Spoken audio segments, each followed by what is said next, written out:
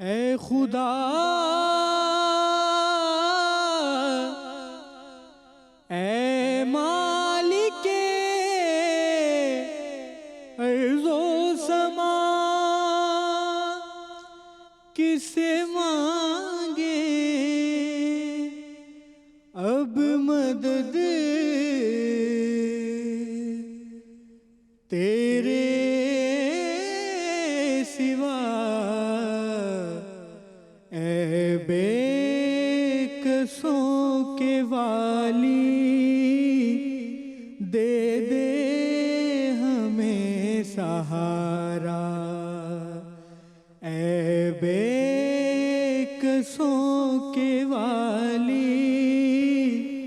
دے دے ہمیں سہارا، مشکل میں ہم نے تیری رحمت کو ہے پکارا، اے بے کسوں کے والی،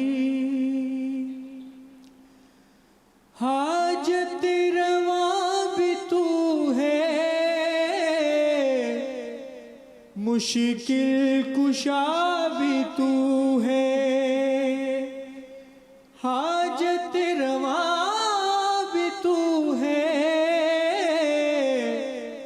مشکل کشا بھی تو ہے، مالک تیرے کرم پہ، مالک تیرے کرم پہ ایمان ہے ہمارا، اے بے کسوں کے والی دے دے ہمیں سہارا، مشکل میں ہم نے تیری رحمت کو ہے پکارا، اے بے کسوں کے والی،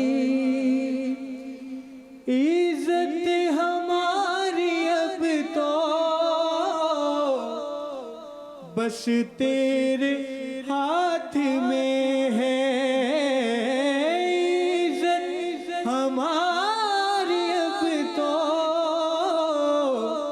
بس تیرے ہاتھ میں ہے، بدلے ابھی زمانہ،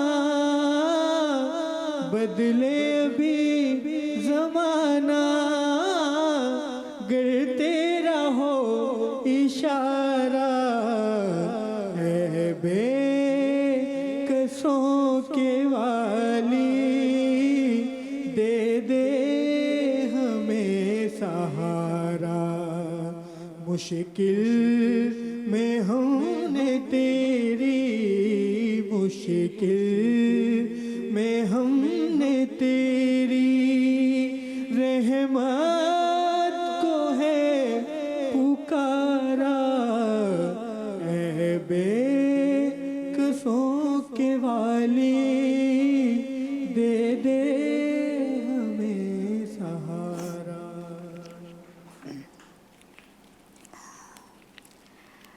بسم اللہ الرحمن الرحیم۔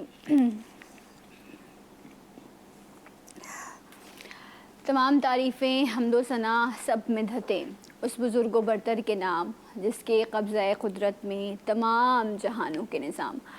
درود و سلام حضرت محمد مصطفیٰ صلی اللہ علیہ وآلہ وسلم، ان کی آل اور ان کے اصحاب پر۔ السلام علیکم ناظرین، کیسے ہیں آپ سب؟ امید کرتی ہوں، دعا کرتی ہوں کہ آپ سب خیریت سے ہوں گے۔ معذرت تھوڑا سا شاید جذباتی ہو گئی، لیکن لمحات ہی اس طرح کے ہیں، زندگی ہی کچھ اس طرح کی کشمکش سے گزر رہی ہے کہ آپ نہ جان پاتے ہیں نہ سمجھ پاتے ہیں کہ انسان کہاں آ کے کھڑا ہو گیا ہے، اور یہ تو ہماری حقیقت ہے کہ ہم خسارے میں ہیں، اور یہ عیاں ہے کہ ہماری اوقات کیا ہے۔ اب ہمیں نظر بھی آ رہا ہے، ہمیں سمجھ بھی آ رہا ہے، لیکن ہم سمجھنے کو تیار نہیں ہیں کہ ہم کہاں آ کر کھڑے ہو گئے ہیں اور یہ سب کچھ کیا ہو رہا ہے۔ اللہ تعالیٰ سے ہم رحم کی اپیل کریں گے آج بھی، اور ہر گزرتے لمحے کے ساتھ رب سے یہی دعا کریں گے کہ اللہ ہم سب پر رحم فرمائے۔ اور ہم اللہ سے جب دعا کرتے ہیں اس یقین کے ساتھ کرتے ہیں کہ اللہ ہم پر رحم کرے گا، لیکن یہ جو اللہ کے بندے ہیں جن کے کچھ حقوق ہیں ہم پر، ان پر رحم کرنے کے لیے، ان کو معاف کرنے کے لیے ہم تیار ہی نہیں ہوتے۔ تو یہ تو دوغلا پن ہوا، یہ تو دوہرا معیار ہوا۔ اسی حوالے سے آج کے پروگرام میں انشاءاللہ آگے جب علماء کرام ہمارے ساتھ موجود ہوں گے ہم اس پر بات کریں گے، لیکن یہ جو اللہ تعالیٰ کا مبارک مہینہ ہے، یہ جو روزے ہیں، اس کی فضیلت اور اس کی اہمیت جاننے کے لیے اس وقت میرے ساتھ ایک بہت محترم شخصیت موجود ہیں DSNG پر، سلسلہ اشرفیہ کی روحانی شخصیت ابو المکرم ڈاکٹر سید محمد اشرف جیلانی صاحب۔ آپ مذہبی اسکالر ہیں، مستند عالم دین ہیں اور کراچی یونیورسٹی سے ڈاکٹریٹ کر چکے ہیں۔ بہت بہت شکریہ آپ کا کہ آپ نے ہمیں وقت دیا اور آپ ہمارے اس پروگرام جی اٹھا پاکستان کے اسپیشل رمضان پروگرام کا آپ حصہ بنے۔ میں چاہوں گی کہ یہ جو رمضان کا مہینہ ہے اور ماشاءاللہ سے الحمدللہ اس وقت دیکھنے والے سب لوگ روزے سے ہوں گے، تو رمضان المبارک کے جو خاص فضائل ہیں، جو خاص وظائف ہیں، ان سے ہمیں آگاہ کیجیے گا، ہماری تعلیم فرمائیے گا۔ وعلیکم السلام ورحمۃ اللہ وبرکاتہ۔ بہت شکریہ کہ آپ نے ہمیں اس پروگرام میں مدعو کیا۔ اللہ تبارک و تعالیٰ آپ کو جزائے خیر عطا فرمائے۔ بسم اللہ الرحمن الرحیم۔ جیسا کہ آپ کے علم میں ہے کہ رمضان المبارک کا رحمتوں برکتوں والا مہینہ شروع ہو چکا ہے، تو اس سلسلے میں ہم نے اس کے تینوں عشروں کے حساب سے چند مجرب وظائف مرتب کیے ہیں جو انشاءاللہ آپ کے سامنے پیش کریں گے۔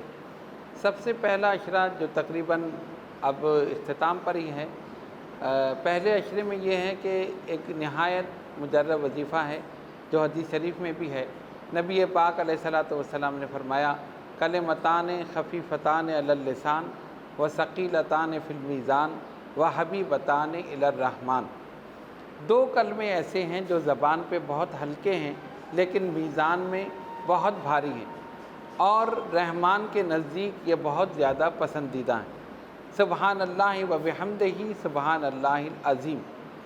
یہ ایسا وظیفہ ہے کہ جو بھی یہ پڑھے گا انشاءاللہ تعالی دنیا اور آخرت میں اس کو سرخروئی حاصل ہوگی۔ طریقہ یہ ہے کہ ہر نماز کے بعد 200 مرتبہ یعنی 2 تسبیح یہ پڑھیں، سبحان اللہ و بحمدہ سبحان اللہ العظیم۔ تو اس طرح ایک دن میں یہ 1000 مرتبہ ہو جائے گا، اور اول آخر درود شریف 11 مرتبہ۔ یہ پہلے عشرے کا وظیفہ ہے۔ دوسرا عشرہ جو شروع ہوگا انشاءاللہ اس کا وظیفہ یہ ہے، قرآن کریم میں ایک دعا ہمیں تعلیم کی گئی ہے جو حضرت آدم علیہ السلام کی دعا ہے، ربنا ظلمنا انفسنا وان لم تغفر لنا وترحمنا لنکونن من الخاسرین۔ ہر نماز کے بعد ایک تسبیح یہ پڑھ لی جائے اور اول آخر درود شریف 11 مرتبہ، تو یہ پورے دن میں یہ 500 مرتبہ ہو جائے گا۔ یہ دوسرے عشرے کا وظیفہ ہے۔ اور تیسرے عشرے میں سورہ قدر، انا انزلناہ فی لیلۃ القدر، یہ پوری صورت ہر نماز کے بعد 20 مرتبہ پڑھ لیں اور اول آخر درود شریف 11 مرتبہ۔ یہ تو ہر نماز کے بعد پڑھنی ہے، اور طاق راتیں بھی اس میں شروع ہو جائیں گی۔ طاق راتوں میں یہ سورہ مبارکہ جو ہے یہ 100 مرتبہ پڑھی جائے گی۔ اس کے بعد پھر دعا کریں اپنے لیے، اپنے ملک کے لیے، اپنے شہر کے لیے، عالم اسلام کے لیے، اور جو ایک وبا جو پھیلی ہوئی ہے اس کے دور کرنے کے لیے انشاءاللہ تعالی اللہ رب العالمین جل جلالہ عم نوالہ اس کی برکت سے یہ ساری پریشانیاں دور کرے گا۔ یہ 3 وظائف ہم نے 3 عشروں کے حساب سے بتائے۔ انشاءاللہ تعالی اللہ کی رحمت سے امید ہے کہ جو شخص بھی پورے اعتقاد کے ساتھ، یقین کے ساتھ پڑھے گا، اللہ تبارک و تعالی اس کی پریشانیاں دور کرے گا۔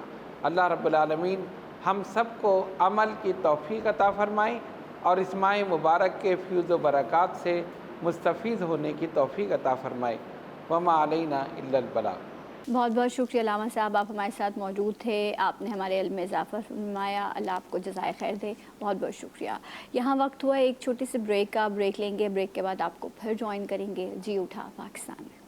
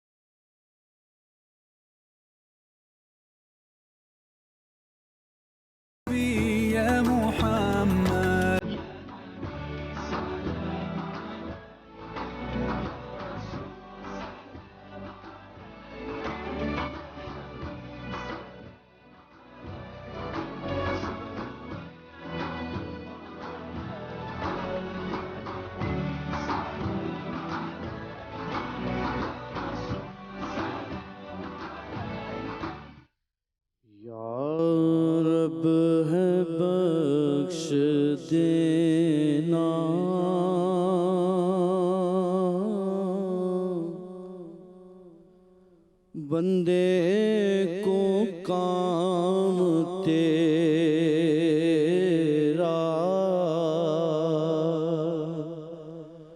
یا رب ہے بخش دینا، بندے کو کام تیرا، محروم رہ نہ جائے،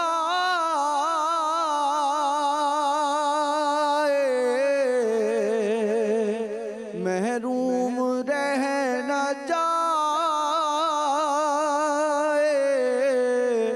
کل یہ غلام تیرا یا رب ہے بخش دینا، بندے کو کام تیرا ہے، تو ہی دینے والا، پستی سے دے بلندی، اسفل مقام میرا، اعلیٰ مقام تیرا یا رب ہے بخش دینا،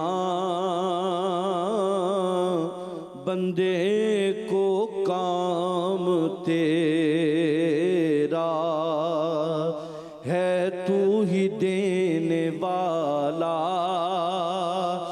پستی سے دے بلندی، اسفل مقام میرا، اعلیٰ مقام تیرا یا رب ہے بخش دینا، بندے کو کام تیرا، شمس الضحیٰ محمد، بدر الدجا محمد، شمس الضحیٰ محمد، بدر الدجا محمد، ہے نور پاک روشن، ہر صبح و شام تیرا یا رب ہے بخش دینا، بندے کو کام تیرا، محروم کیوں رہوں میں، جی بھر کے کیوں نہ لوں میں، دیتا ہے رزق سب کو، ہے فیض عام تیرا یا رب ہے بخش دینا، بندے کو کام تیرا، یہ داغ بھی نہ ہوگا تیرے سوا کسی کا، کونین میں ہے جو کچھ وہ ہے تمام تیرا یا رب ہے بخش دینا، بندے کو کام تیرا۔ سبحان اللہ، سبحان اللہ، ماشاءاللہ۔ نبی کریم صلی اللہ علیہ وآلہ وسلم نے ارشاد فرمایا، تین باتیں جس شخص میں ہوں گی، تین باتیں جس شخص میں ہوں گی، اللہ تعالیٰ قیامت کے دن اس کا حساب بہت آسان طریقے سے لے گا اور اس کو اپنی رحمت سے جنت میں داخل فرمائے گا۔ صحابہ کرام نے عرض کیا، یا رسول اللہ صلی اللہ علیہ وآلہ وسلم، وہ کون سی باتیں ہیں؟ آپ صلی اللہ علیہ وآلہ وسلم نے فرمایا، جو تمہیں محروم کرے تم اسے عطا کرو. جو تم سے قطع تعلق کرے یعنی تعلق توڑے تم اس سے ملاپ کرو. اور تیسری آخری اور بہت اہم بات، اور جو تم پر ظلم کرے تو اس کو معاف کر دو. لیکن کون سا ظلم ہے جو ہمیں معاف کر دینا چاہیے؟ کیونکہ یہاں جب میں اس حدیث کو سنتی ہوں تو مجھے یہ بھی بات یاد آتی ہے کہ حقوق اللہ سے زیادہ حقوق العباد نبھانے بہت ضروری ہیں. کسی پر ظلم نہیں کرنا چاہیے، صلہ رحمی کرنی چاہیے. جو رشتوں میں ہمیں باندھ کے بھیجا گیا ہے ان سے ہمیں محبت سے پیش آنا ہے، ان کے حقوق کو پورا کرنا ہے. وہیں آج کا جو ماحول ہے اس میں ہم ان رشتہ داروں سے تعلق رکھتے ہیں، ان پہ صلہ رحمی کرتے ہیں، ان کی غلطیوں کو معاف کرتے ہیں جو ہمارے اسٹیٹس سے میچ کرتے ہیں، جو ہمارے کام آ سکتے ہیں، جن کو اپنی دعوتوں میں بلا کے ہمیں لگتا ہے کہ جی ہاں یہ تو بہت ہی ہم سے میچ کر رہے ہیں. تو یہ صلہ رحمی جو رب ہمیں حکم دے رہا ہے اور جو آج ہم اس دنیا میں دیکھ رہے ہیں، یہ تو بڑے دو مختلف ایکسٹریمز ہمیں نظر آتے ہیں. اللہ تعالیٰ صلہ رحمی کے حوالے سے، رشتوں کو جوڑنے کے حوالے سے بندوں کو کیا حکم دیتا ہے اپنی پیاری کتاب میں، اس بارے میں جاننے کے لیے بہت محترم شخصیات آج ہمارے پروگرام میں موجود ہیں. اللہ تعالیٰ نے ان کو بہت علم نوازا ہے. اللہ تعالیٰ ان سب کو جزائے خیر دے کہ یہ ہماری پروگرام میں آتے ہیں اور ہم سب کی جو ہے وہ تعلیم میں اضافہ فرماتے ہیں. ایک ایسی محترم شخصیت جنہیں آپ بارہا مختلف ٹیلی ویژن اسکرینز پر دیکھتے رہتے ہیں. ان کا ایک جداگانہ انداز ہے، بہت دھیمے انداز سے بات کرتے ہیں اور ماشاءاللہ سے پرتاثیر لہجہ ہے ان کا کہ جب یہ بات کرتے ہیں تو وہ دل پر اثر کرتی ہے. میرے ساتھ موجود ہیں علامہ امین شہیدی صاحب. السلام علیکم. وعلیکم السلام ورحمۃ علامہ صاحب بہت بہت شکریہ اس بزم کا حصہ بننے کے لیے، اور آپ سب علماء کرام کی برکت سے دعا کروں گی کہ اللہ تعالیٰ اس محفل کو اپنی بارگاہ میں قبول کرے جو ہم سب کی مغفرت کا سبب بن سکے انشاءاللہ. ابھی آپ نے خوبصورت آواز سنی، بہت خوبصورت کلام ہمارے بھائی نے پیش کیا. میں خوش آمدید کہوں گی. کامران شیخ سہروردی بھائی ہمارے ساتھ موجود ہیں. السلام علیکم. آپ کو بھی خوش آمدید کہتے ہیں. اور ایک اور بہت محترم شخصیت پہلے بھی جی اٹھا پاکستان کے جمعے کی نشست میں ہمارے ساتھ رہی ہیں، معروف مذہبی اور روحانی اسکالر ہیں، ہمارے ساتھ موجود ہیں علامہ قاضی احمد نورانی صدیقی صاحب. السلام علیکم. علامہ صاحب کیسے مزاج ہیں آپ کے؟ علامہ صاحب، امین شہیدی صاحب، آپ سے میں جاننا چاہوں گی کہ صلہ رحمی ہم اللہ سے بھی کہتے ہیں نا یا اللہ ہم پہ رحم کر دو. اب دنیا کرونا میں مبتلا ہے تو ہر شخص آنسو بھی بہا رہا ہے، دعائیں بھی کر رہا ہے کہ یا اللہ رحم کر دو. لیکن اللہ تعالیٰ اپنے بندوں کو بھی تو حکم دیتا ہے نا کہ میرے بندوں پر رحم کرو. سو وہ حکم ہے کیا؟ صلہ رحمی ہے کیا؟ اس بارے میں ہمیں تعلیم دیجیے گا. بسم اللہ الرحمن الرحیم. بہت بہت شکریہ آپ کا، کیونکہ یہ مہینہ انتہائی مقدس مہینہ ہے جی، اور اس مہینے میں سب سے اہم کام جس کی طرف ہمیں توجہ دلائی گئی ہے وہ تزکیہ نفس اور تقویٰ کے مختلف مراتب کا حصول ہے. بے شک. اس لیے قرآن کریم نے بھی جب روزہ کو فرض قرار دیا اور فرمایا کہ کتب علیکم الصیام کما کتب علی الذین من قبلکم، تم پر روزے فرض کر دیے گئے ہیں اسی طرح جس طرح سے تم سے پہلے کی امتوں پر فرض کر دیے گئے تھے. تو آگے اس کی وجہ بھی بیان کی، فرمایا کہ لعلکم تتقون، تاکہ تم تقوی اختیار کر سکو. تقوی یعنی اپنے آپ کو روکنا. کس چیز سے روکنا؟ ہر اس چیز سے جس کو اللہ نے حرام قرار دیا ہے، اور ہر اس فرض کی ادائیگی جس کو اس نے ہمارے ذمے ڈالا ہے کہ تم نے ہر صورت میں یہ کام کرنا ہے.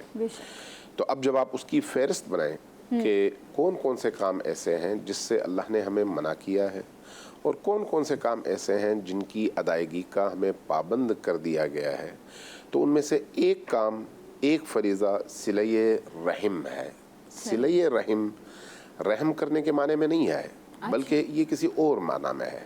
رحم کرنا اور چیز ہے. صلہ رحم یعنی وہ تمام آپ کے رشتہ دار، وہ تمام آپ کے اقربا جن سے آپ کا رشتہ رحم مادر کی وجہ سے قائم ہوتا ہے، جو اللہ نے رشتے جوڑ کے بھیجے ہیں. جی، جس کا تعلق شکم مادر سے ہے، جس کی وجہ سے آپ کے محارم قرار پاتے ہیں وہ لوگ، جن سے آپ کا خون ملتا ہے، جن سے آپ کی رشتہ داری قائم ہوتی ہے، جن سے آپ کی فیملی بنتی ہے، جن سے آپ کا خاندان بنتا ہے. یہ وہ لوگ ہیں. جن کے بارے میں کہا گیا صلہ رحم تمہارے فرائض میں سے ہے۔ تو اب صلہ رحم میں بھی مراتب ہیں، مثلا ماں اور باپ انسان کے ساتھ ان کا جو رشتہ ہے اس میں سب سے پہلی کیٹیگری والدین کی آتی ہے، چونکہ خاندان کی تشکیل میں وہی دو اساس ہیں جن کی بنیاد پر میں اور آپ جنم پاتے ہیں، اس لیے وہ سب سے پہلی کیٹیگری ہے۔ پھر اولاد دوسری کیٹیگری ہے، بہن بھائی تیسری کیٹیگری ہے، ہمارے والدین کے بھائی بہن چوتھی کیٹیگری ہے، اسی طرح سے ہمارے بچوں کے جو آگے رشتے بنتے ہیں وہ اگلی کیٹیگری ہے۔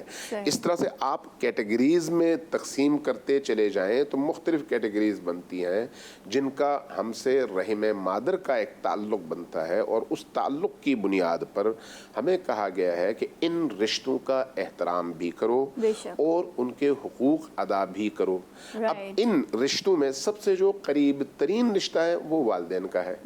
اس لیے روایات میں ہے کہ اگر کوئی شخص اپنے والدین کا دل دکھاتا ہے، اپنے والدین کو پریشان کرتا ہے تو اس کی عمر گٹ جاتی ہے۔ کیوں؟ اس لیے کہ اس نے صلہ رحم کی مخالفت کی ہے، جبکہ اس کے مقابلے میں اچھا تو آپ یہ کہہ رہے ہیں کہ قدرت کا ایک نظام ہے جو یہ سیٹ ہے، اور اس میں اگر آپ کہیں پر غلطی خلاف ورزی کرتے ہیں تو اس کا اثر آپ کی دراز عمر پر آتا ہے۔ یقیناً یہ اس کا ایک اثر ہے، یہ ایک اثر ہے، ایک اثر ہے، چونکہ اثرات بہت سارے ہیں۔ دیکھیں یہ نظام جو ہے نا، نظام کائنات ایک ایسا نظام ہے، جس طرح سے آپ کمپیوٹر استعمال کرتے ہیں تو کمپیوٹر میں کہیں پر اگر کسی سافٹ ویئر کے کسی ایک حصے میں چھوٹی سی مشکل پیدا ہو جائے تو اس کا پورا سسٹم جو ہے ڈسٹرب ہو جاتا ہے۔ یہی کیفیت آپ کی عملی زندگی کی ہے۔ اس عملی زندگی میں آپ کے جسم کا بھی تو ایک سسٹم ہے نا، اس سسٹم کے اندر کوئی ایسی چیز چلی جائے جو اس سسٹم سے میچ نہ کرے تو آپ کا سارا جسم بیمار ہو جاتا ہے۔ یہی کیفیت آپ کی اجتماعی زندگی کی ہے، یہی کیفیت آپ کے خدا سے رشتے کی ہے، یہی کیفیت آپ کے بندوں سے رشتے کی ہے۔ جہاں جہاں اس سسٹم کو ڈسٹرب کرنے والا کوئی عمل انسان سے سرزد ہو، انجام پائے، وہیں پر اس کے اثرات فوری طور پر سامنے بھی آتے ہیں۔ تو یہ تو بہت ہی بخوبی طریقے سے اللہ تعالیٰ آپ کو جزائے خیر دے کہ صلہ رحمی ہے کیا، اس کو علامہ صاحب نے بہت بہتر طریقے سے بیان کیا، اس کو ہم آگے بھی اور لے کے چلیں گے۔ میں علامہ صاحب اسی بارے میں آپ سے جاننا چاہوں گی کہ مہنگائی کا دور ہے، اس سے اوپر درجے کی چیز یہ ہے کہ نفسا نفسی کا دور ہے۔ ہماری جو امیجیٹ فیملی ہے، جس طرح بھی علامہ صاحب نے کہا کہ جو بھی آپ کے خون کے رشتے ہیں، پھر آپ کے باقی ان سے جڑے ہوئے آپ کے رشتے ہیں، خالہ، ماموں، تایا، پھپھو، ان سب پر آپ کے حقوق ہیں جو آپ نے پورے کرنے ہیں۔ لیکن اس نفسا نفسی، اس مہنگائی کے دور میں ہم یہ کہتے ہیں کہ ہم اپنے گھر والوں کو ہی پورا کر لیں، ان کی ہی ضروریات پوری کر لیں یا انہی کا خیال رکھ لیں، وہی بہت ہوگا۔ دوسروں سے ملیں گے، کوئی سوال کرے گا، کوئی ضرورت پیش کرے گا، اس لیے ہم نے ملنا چھوڑ دیا لوگوں سے۔ لیکن صلہ رحمی کے حوالے سے تو پھر ہمیں ان سے جڑنا چاہیے۔ اللہ تعالیٰ فرماتا ہے قرآن مجید میں، اتقوا اللہ الذی تساءلون بہ والارحام، اللہ سے ڈرو جو پوچھے گا تم سے، اور ذوی الارحام کے بارے میں پوچھا جائے گا، وہ رشتے، وہ تعلقات جو اللہ تبارک و تعالیٰ نے مختلف حوالوں سے قائم فرما دیے۔ نبی کریم صلی اللہ علیہ وآلہ وسلم کا فرمان ذیشان ہے، لا يدخل الجنہ قاطع، جنت میں رشتوں کو منقطع کرنے والا داخل نہیں ہوگا۔ ہم نے اپنے اوپر ایک غلاف طاری کر لیا، ایک ملمہ چڑھا لیا کہ شاید ہم بہت مصروف ہیں، اور مصروفیت کا بہانہ بنا کر ہم نے اپنے اعزاء اقربا سے ملاقاتیں ترک کر دیں۔ آنے والی نسل اپنے اجداد کو پہچانتی تک نہیں ہے، سوائے اس کے کہ کسی کے شادی یا خدا نخواستہ موت کا معاملہ ہو تو جاتے ہیں، اور وہ بھی اس طرح کہ بس بیٹھے تھوڑے وقت کے لیے اور فوراً آپ شادی کے موقع پہ دیکھ لیجئے کہ جیسے ہی کھانا کھلا اس کے بعد اپنے گھروں کو روانہ ہو گئے، موت کے موقع پر بالکل عین جنازے کے وقت گئے، اور بہت کم لوگ پھر قبرستان گئے اور روانہ ہو گئے۔ ہم نے اپنے رشتہ داروں کا حق ادا کرنا چھوڑ دیا۔ اس سے معاشرے کے اندر ایک خرابی بھی پیدا ہوئی کہ جو ذوی الارحام کا رشتہ تھا، جو تعلقات تھے، منقطع ہوتے چلے گئے، اور ہم نے اپنے اوپر مصروفیت کا ایک ملمہ چڑھا لیا۔ اللہ تعالیٰ ہم سے پوچھے گا کہ ان لوگوں کو کیا وقت دیا گیا؟ نبی کریم صلی اللہ علیہ وآلہ وسلم کی تعلیمات یہ ہیں کہ اللہ کے نبی صلی اللہ علیہ وآلہ وسلم کے دولت قدے میں ایک معمر خاتون تشریف لائیں۔ حضرت عائشہ صدیقہ رضی اللہ تعالیٰ عنہ نے پہلے ان کو دیکھا نہیں تھا. وہ آئیں, کافی دیر بیٹھیں, اللہ کے نبی نے خاص وقت دیا, مزاج پرسی کی, جو کچھ ان کے لیے ہو سکتی تواضع کی. جب وہ چلی گئیں تو حضرت عائشہ نے بڑے سوالیہ انداز میں کہا, یا رسول اللہ یہ کون تھیں؟ فرمایا کہ عائشہ یہ جناب خدیجہ الکبریٰ رضی اللہ تعالیٰ عنہ کے حیات میں تشریف لایا کرتی تھیں. آپ دیکھیے کہ اہلیہ محترمہ کی ایک ملنے والی, ان سے کوئی رشتہ داری نہیں تھی, کوئی تعلق نہیں تھا, لیکن وہ اہلیہ محترمہ جو رحلت فرما چکی ہیں, یہ ہے تعلقات کو نبھانا. تو جب دور کے تعلقات کو نبھانے کا انداز یہ ہے تو پھر اندازہ لگائیے کہ اپنے ذاتی تعلقات کو, اپنے باپ اور ماں کے رشتوں کو کس طرح نبھانا چاہیے. بہت خوب طریقے سے جی اسی بات کو انشاءاللہ آگے بڑھائیں گے, لیکن یہاں وقت ہوا ایک بریک کا. ملیں گے آپ سے بریک کے بعد. ہمارے ساتھ رہیے جی اٹھا پاکستان.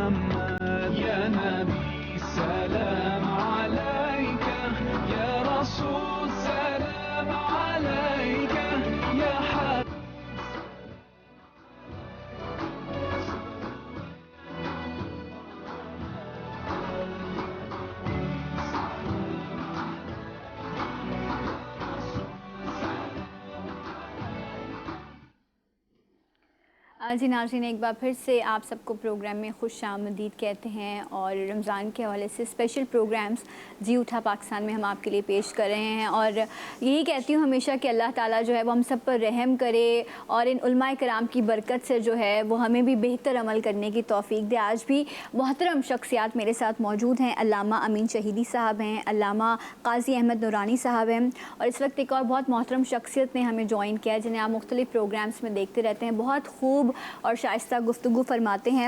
مفتی ابو محمد صاحب, السلام علیکم. وعلیکم السلام ورحمۃ اللہ. مفتی صاحب آپ کو رمضان مبارک, آپ کو خوش آمدید کہتے ہیں. آمین یا رب, آمین. جو ابھی علماء کرام نے بڑی خوبصورتی سے بیان کیا, ہم جیسے کم علم لوگوں کو بڑی آسان زبان میں سمجھایا کہ صلہ رحمی ہے کیا, جو اللہ تعالیٰ نے رشتوں کی بنیاد میں ہمیں جوڑ کے بھیجا ہے, اس کو نبھانا بھی ہے اور اس کے ہم جواب دے بھی ہیں. آپ اس میں کیا بیان فرمائیں گے کہ یہ جو صلہ رحمی ہے یہ کس طرح سے کی جا سکتی ہے, اور اس میں کیا کیا رشتے اور کیا کیا کیٹیگریز ہیں جن کو ابھی علامہ صاحب بھی بیان کر رہے تھے. بسم اللہ الرحمن الرحیم, الحمدللہ وحدہ والصلاۃ والسلام علی من لا نبی بعدہ. مجھ سے پہلے میں چونکہ تھوڑا دیر سے پہنچا, معذرت. علامہ صاحب نے بڑی خوبصورت تمہید باندھی ہے عنوان پہ, نورانی صاحب نے بھی.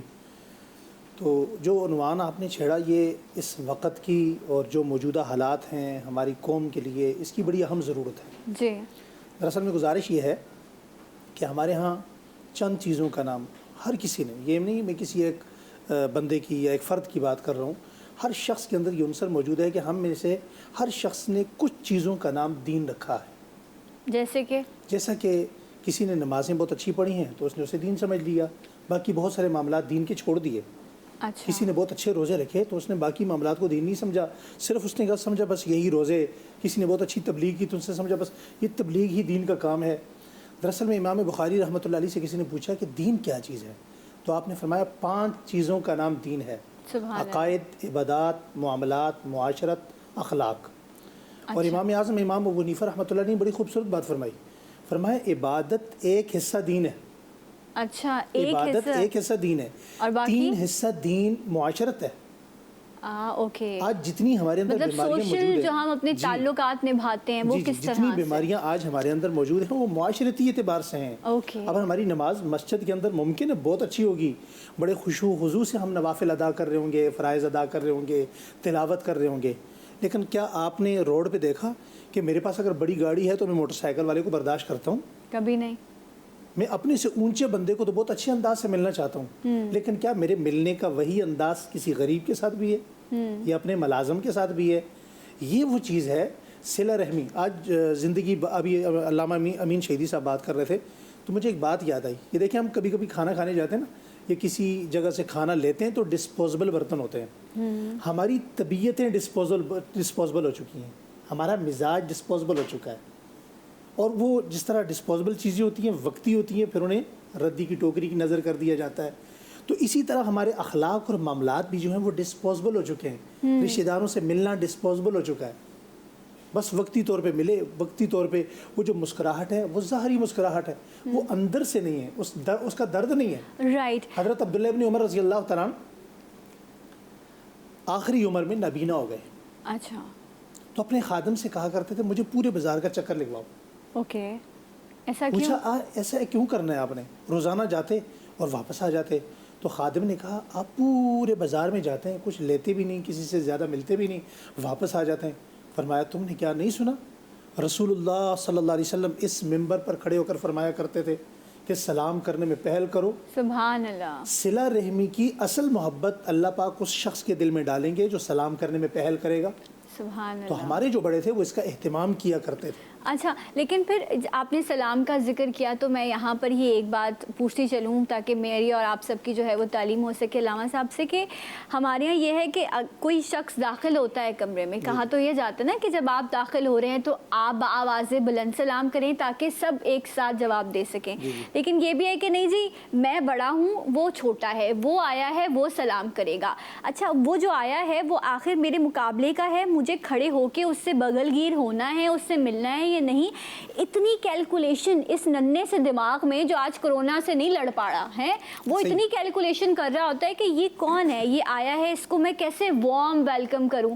تو یہ جو سلام جو انہوں نے بڑی خوبصورت بات کی کہ صلہ رحمی کی پہلی بنیاد یہ ہے کہ جب آپ سلام کرتے ہیں تو آپ کے دل میں رحم آتا ہے، محبت آتی ہے، اور ہمارے یہاں تو کیلکولیشن شروع ہو جاتی ہے. اصل میں ہم نے اپنے آپ کو پہچانا نہیں ہے. اچھا. کیونکہ مولا علی کا فرمان ہے کہ من عرف نفسہ فقد عرف ربہ. جب انسان اپنے آپ کو پہچان لے تو پھر اس کے بعد خدا کو پہچاننا مشکل نہیں رہتا. سبحان اللہ. اپنے آپ کو نہ پہچاننے کی وجہ سے انسان غلط فہمیوں کا شکار ہوتا ہے. کیسے پہچانے خود کو؟ اب میں عرض کرتا ہوں، دیکھیں جب انسان یہ دیکھنا شروع کر دے، ابھی جیسے یہ بیماری آئی ہے کورونا کی، خود اس بیماری نے انسان کو بتا دیا ہے کہ تم چاہے فرعون زماں بن جاؤ، اللہ ایک اندیکھے ایک ایسے وائرس سے جس کو تم اپنی ان آنکھوں سے دیکھ بھی نہیں سکتے، وہ تمہاری ناک زمین پر رگڑ کر تمہیں اتنا ذلیل کر دے گا کہ تم اپنے کمرے سے باہر نکلنے کے قابل نہیں رہو گے. اللہ. کس کو اس نے یہ سمجھایا ہے؟ اس زمانے کے بڑے بڑے فرعونوں کو. ایک ایسی بیماری جس نے بادشاہ اور مانگنے والے کے درمیان کوئی فرق نہیں رکھا، دونوں ایک طرح سے شکار ہوتے ہیں، اور دنیا کی بڑی بڑی معیشتیں تباہی کے دہانے پہ پہنچ چکی ہیں. تو اس سے انسان کیا سیکھتا ہے کہ میں کچھ نہیں ہوں، جو کچھ ہے وہ اللہ کی ذات ہے. انسان خسارے میں ہے. جی والعصر، قرآن کریم کہتا ہے نا والعصر ان الانسان لفی خسر. لیکن کون کامیاب ہے؟ وہ جس کا اللہ پر ایمان ہو. سبحان اللہ. اب جب اپنے آپ کو پہچاننے کی باری آئے گی تو مولا علی ہی کا ایک فرمان ہے، فرمایا کہ عجبت، مجھے تعجب ہے اس انسان پر، من کان اولہ جیفہ، من کان اولہ نطفہ وآخرہ جیفہ، اور اس کی زندگی کا آخری حصہ، اس کے وجود کا آخری حصہ گلے سڑے بدبودار گوشت کی شکل ہے. اللہ. اب جس کی ابتدا ایک نجس نطفہ ہے، جس کی انتہا اس طرح سے گلے سڑے گوشت کے چند ٹکڑے ہیں، ان دو کے درمیان فَكَيْفَ يَتَكَبَّرْ مَا بَيْنَهُمَا، ان دونوں کے درمیان کی زندگی میں وہ کیسے اپنے آپ کو اتنا بڑا سمجھتا ہے، اللہ، اپنے آپ کو فرعون سمجھتا ہے. یہ جو فرعون کی بات ہے، فرعون ہونے کے لیے ضروری نہیں ہے کہ اس کے پاس سلطنت ہو، اس کے پاس پیسہ ہو، اس کے پاس فوج ہو، اس کے پاس اقتدار ہو. فرعونیت ایک کیفیت کا نام ہے. یہ کیفیت ایک مانگتے بندے کے اندر بھی پیدا ہو سکتی ہے، مانگنے والے کے اندر، اور ایک بادشاہ کے اندر بھی پیدا ہو سکتی ہے. آپ اگر سڑک پہ عام دنوں میں، آج کل تو اس وبا سے بھی جان چھوٹی ہوئی ہے بڑے وبا کی وجہ سے، عام دنوں میں کراچی ہی کے چوراہوں پر دیکھیں تو وہاں پر آپ کو مانگنے والے لوگ ملیں گے. لیکن آپ کے بہت سارے رپورٹرز نے فلمیں بنائی ہوئی ہیں، ان کی ویڈیوز بنائی ہوئی ہیں کہ ہر ایک کا اپنا ایک علاقہ ہے. بالکل. جو ذرا زیادہ طاقتور ہے وہ اگلے آنے والے کو اپنے علاقے میں برداشت نہیں کرتا, مار مار کے وہاں سے بھگاتا ہے. ارے ڈبل روڈ ہے تو ایک روڈ سے دوسرے ان کی بندی ہوئی ہے روڈیں. یہ مار مار کے بھگانے کا مطلب کیا ہے؟ یعنی وہ جو خود مانگ رہا ہے, ایک ایک روپیہ مانگ رہا ہے, اس کے اندر اتنا بڑا فرعون چھپا ہوا ہے کہ وہ کسی اور کمزور کے مقابلے میں اپنی فرعونیت کا مظاہرہ کرے گا, لیکن جب کوئی گاڑی والا آئے گا تو اس کے سامنے اتنا مظلوم بن جائے گا جیسے اس سے بڑھ کر مظلوم اور شریف کوئی نہیں ہے, اس سے زیادہ ڈھونگی کوئی. اس کا مطلب یہ ہے کہ ہر انسان کا مسئلہ ہے, ہر انسان کا. اب انسان جب اپنے آپ کو پہچاننا شروع کر دے تو اس کے بعد پھر اس فرعونیت سے نکلنا آسان ہو جاتا ہے. صحیح. اچھا مجھے بریک کا کہا جا رہا ہے, علامہ صاحب مجھے بریک کا کہا جا رہا ہے, اور جب ہم اس سے واپس آئیں گے تو اس بات کو بھی آگے بڑھائیں گے. نورانی صاحب سے بھی کچھ سوالات کریں گے, علماء کرام ہمارے ساتھ موجود ہیں, آپ بھی ہمارے ساتھ رہیے. ایک بریک کے بعد آپ سے ملیں گے جی اٹھا پاکستان. حبيبي يا محمد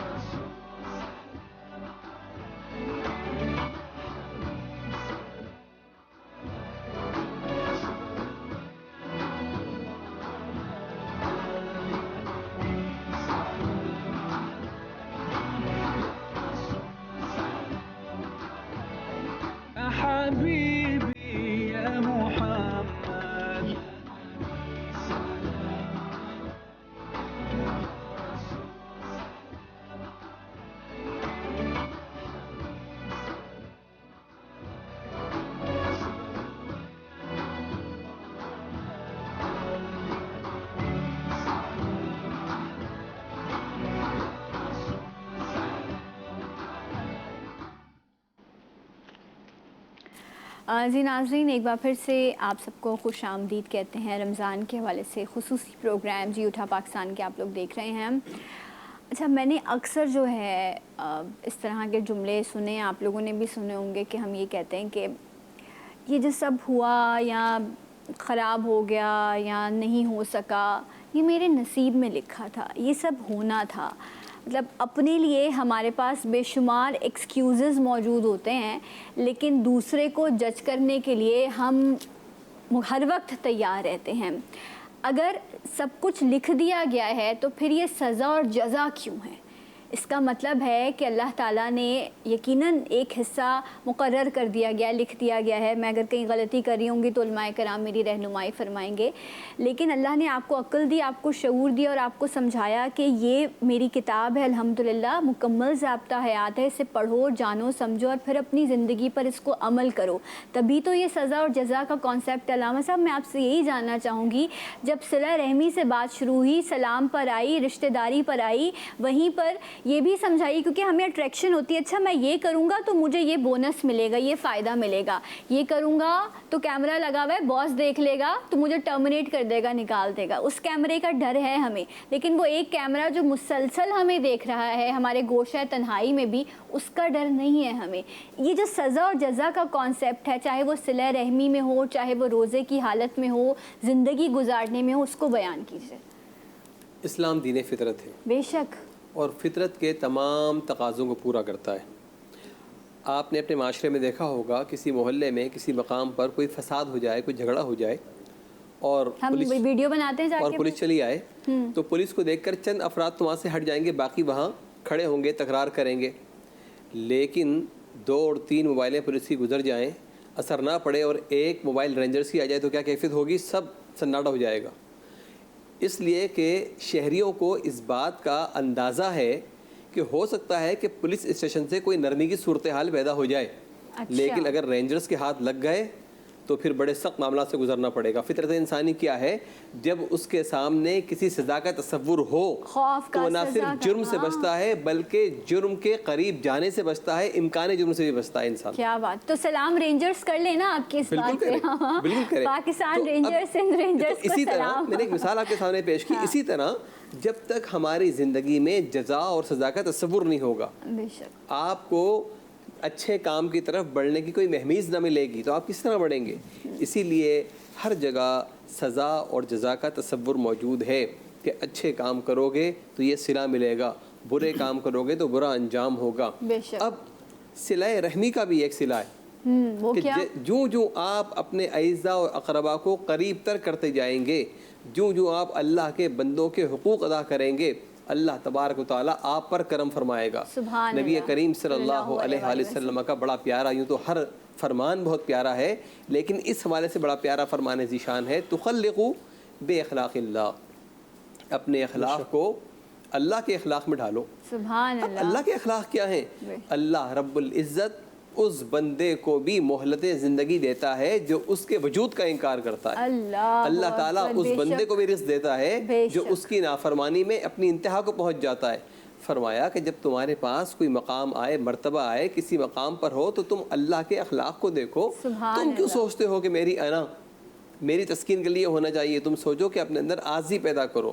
اور صوفیہ کرام کی تعلیمات تو اس حد تک ہیں، حضرت بایزید بستامی رحمۃ اللہ اس مقام پر ہے رحمۃ اللہ تعالیٰ علیہ، جنہیں اللہ تبارک و تعالیٰ اپنی شان کے مطابق دولت دیدار سے سرفراز فرماتا رہا۔ ایک موقع پر بایزید بستامی اپنے تمام تر روحانی مدارس طے کرتے ہوئے اس مقام تک چلے گئے جہاں رب کے دیدار کا مرحلہ تھا، اور آواز دی کہ اے رب تو کہاں ہے؟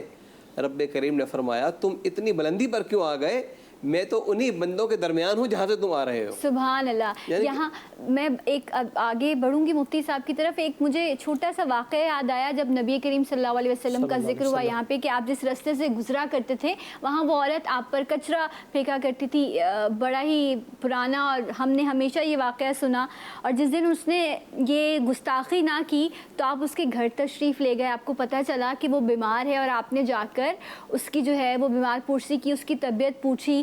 یہ رحم کا عالم ہے، یہ درگزر کرنے کا عالم ہے، اور ہمارے یہاں ہمارے رشتہ دار قسمہ پرسی کی زندگی گزارتے ہوئے اس دنیا سے چلے جاتے ہیں۔ بڑے کہتے ہیں کہ آپ جتنے قدم چل کے بیمار کو دیکھنے جاؤ اتنا آپ کو ثواب ملتا ہے۔ سو یہ ثواب ایک طرف، پھر رشتوں کو نبھانے کا حقوق ایک طرف، پھر دل کی نرمی ایک طرف، کتنے سارے بونسز ہیں جو ہمیں مل رہے ہوتے ہیں لیکن ہم نے کبھی اس کو کاؤنٹ نہیں کیا۔ اکاؤنٹ کے زیرو کاؤنٹ کرتے ہیں، قدموں سے ملنے والے جو ہمیں ثواب ہے اس کو ہم کبھی کاؤنٹ نہیں کرتے۔ یہ بالکل ایسی ہے۔ بسم اللہ الرحمن الرحیم۔ ابھی مولانا نے ایک حدیث کا ایک جملہ پڑھا، تخلقوا باخلاق اللہ۔ جب ہم اس مزاج پر اپنے آپ کو پرکھنا چاہتے ہیں تو جو نتیجہ آتا ہے وہ قوم کے معیار کا وہ زیرو آتا ہے۔ اچھا، زیرو، صفر، بخاری کچھ شریف کی نہیں۔ ایک حدیث ہے، لا يدخل الجنت حب ولا بخیل ولا منان۔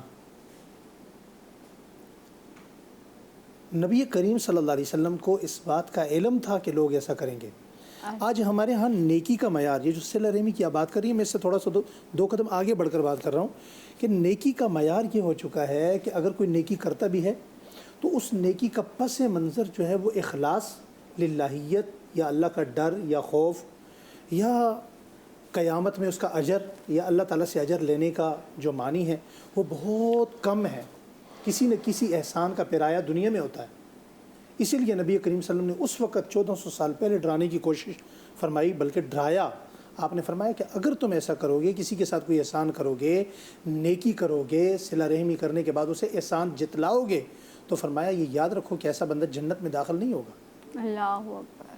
آپ یہ دیکھیے کہ آج ہم جتنا بھی ہے نا، یہ جتنا زبانی جمع خرج باتیں ہیں، ابھی 2 دن پہلے اماں جان بطول جنت سیدنا علی المرتضیٰ رضی اللہ تعالیٰ عنہ کی زوجہ طیبہ عفیفہ کائنات، مسلمانوں کی تمام کائنات کی عورتوں کی سردار خاتون جنت حضرت سیدہ فاطمہ الزہرا رضی اللہ تعالیٰ عنہ کا یوم وصال، یوم رخصتی گزرا۔ تو نبی کریم صلی اللہ علیہ وسلم خود کیا، پھر ان کی بیٹی کیا، حضرت فاطمہ الزہرا رضی اللہ تعالیٰ عنہ کے ابھی ہم حالات جب پڑھنے لگے تو اس میں ایک عجیب بات ملی۔ ہمارے ہاں اثار کا جذبہ آج یہ ہے کہ ہم نے گھروں کے اندر فریج رکھے ہوئے ہیں۔ میں دوسرے الفاظ میں معذرت کے ساتھ ذرا تلخ الفاظ ہیں، یہ بخل کی الماریاں ہیں۔ جب یہ چیزیں نہ ہوا کرتی تھیں، کیا ہے یہ بخل کی الماری؟ ایسا کیوں؟ ایسا اس لیے ہے کہ آج ہم جو بھی پکاتے ہیں نا تو ہمارے پڑوسیوں کو اس کی خوشبو بھی نہیں جاتی۔ ہاں، صحابہ اکرام اہل بیت اعظام کے ہاں یہ چیز نہیں تھی، جو پکتا تھا اسی وقت دوسرے گھر میں چلا جاتا تھا، ہانڈی تقسیم ہو جاتی تھی، اسی وقت وہ چیز تقسیم ہو جاتی تھی، بلکہ اپنے سے زیادہ دوسرے کی فکر ہوتی تھی۔ 3 دن تک حضرت اماں فاطمہ الزہرا کے گھر میں کچھ نہیں پکا۔ اللہ، اچانک کہیں سے آٹا آیا، 2 روٹیوں کا آٹا آیا، جوں کا آٹا، کچھ تھوڑا سا ترکاری بنانے کے لیے کچھ ساز و سامان آیا، آپ نے مختصر وہ کھانا بنا کر مسجد نبوی میں بھیج دیا، خود نہ کھایا، اپنی بھوک قربان کر دی کہ میں تو بھوکی ہوں، میرے ابا جان نے بھی کچھ نہ کھایا ہوگا۔ جب وہ کھانا ابا جان کے پاس پہنچا تو ابا جان رسول اللہ صلی اللہ علیہ وسلم اس کھانے کو یہ کہہ کر واپس لے کر اس گھر میں آ گئے، اماں جان کہے کہ میں نے کچھ نہیں کھایا تو میری بیٹی نے بھی کچھ نہیں کھایا ہوگا، دونوں ساتھ بیٹھ کر کھاتے ہیں۔ اب وہاں جا کر جب یہ برتن کھلا تو اس برتن میں روٹیاں بنائی کتنی؟ 2، سالن تھوڑا سا تھا، لیکن جب اسے کھولا تو وہ بہت زیادہ تھا، سبحان اللہ، روٹیاں بھی بہت زیادہ تھیں، سالن بھی بہت زیادہ تھا۔ تو جناب رسول اللہ صلی اللہ علیہ وسلم اشارے سے فرمایا بیٹا اتنا سالن اتنی روٹیاں کہاں سے آئیں؟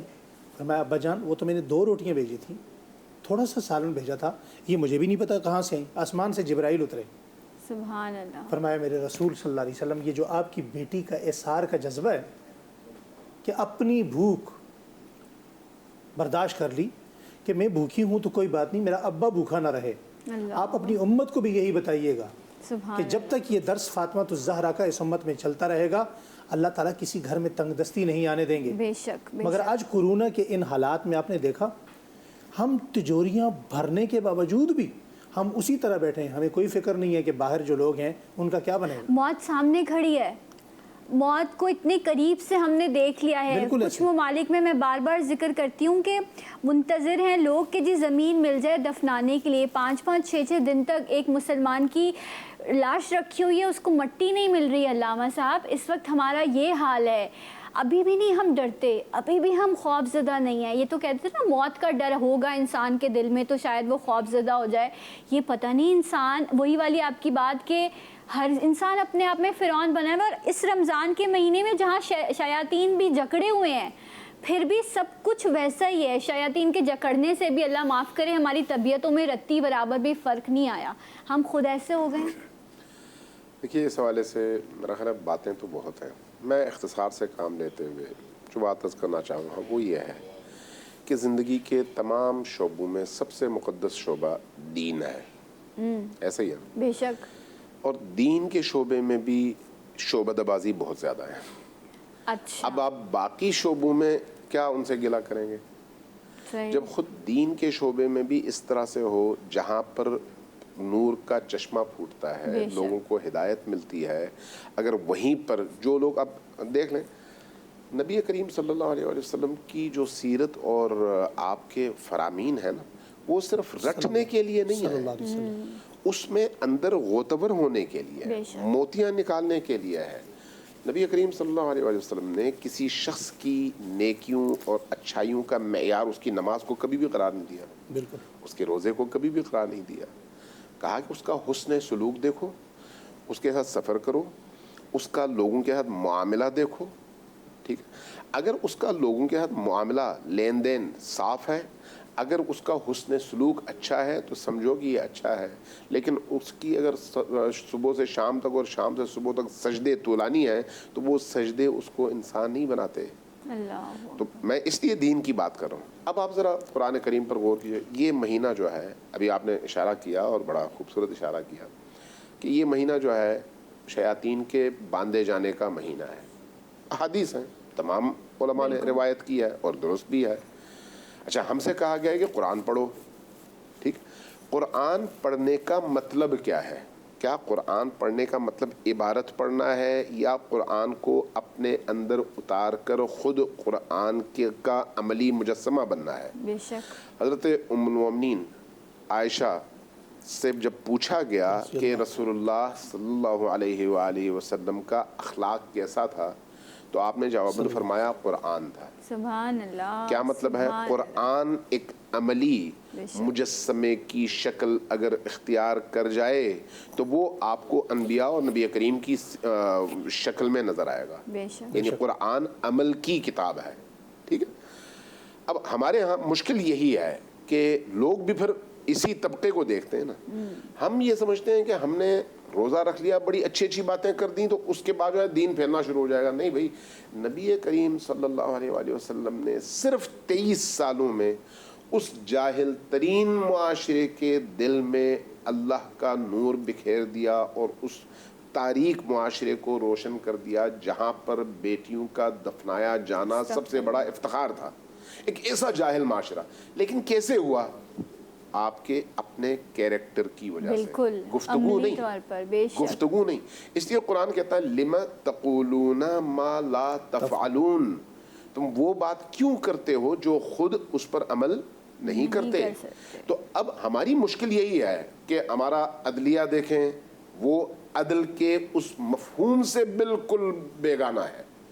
اگر ہماری ریاست کے قوانین دیکھیں اور ان کا بیہیویئر دیکھیں تو قوانین کی روح کو پامال سب سے زیادہ ریاست کے مقتدر حلقے ہی کرتے ہیں. اگر آپ باقی شعبوں میں دیکھیں وہاں پر بھی آپ کو یہی نظر آئے گا. جب پورا معاشرہ اس طرح کا نظر آئے گا تو اس کے بعد پھر آپ خیر کہاں پر تلاش کریں گے. اب ذرا آئیے خود قرآن کی طرف تھوڑا سا میں آپ کو وقت چاہوں گا اسی قرآن کے حوالے سے. قرآن کریم کی ٹوٹل آیات تقریباً 6,500 ہیں. جی 6,500 آیات میں سے جو ہمارے ہاں اسلام کے بنیادی احکام ہیں، نماز ہے، روزہ ہے، زکوٰۃ ہے، حج ہے، جہاد ہے، امر بالمعروف ہے، نہی عن المنکر ہے، کاروبار ہے، بزنس ہے، یہ سارے معاملات اللہ نے قرآن کریم میں اس کی نشاندہی کی ہے نا، اور انہی آیات سے ہم استفادہ کرتے ہیں. یہ جو شریعت جس کو ہم کہتے ہیں، اس شریعت کے اخذ کرنے کے لیے جو آیات قرآن کریم میں ہیں وہ ٹوٹل زیادہ سے زیادہ 550 ہیں. صحیح، وہ بھی نہیں پڑھتے.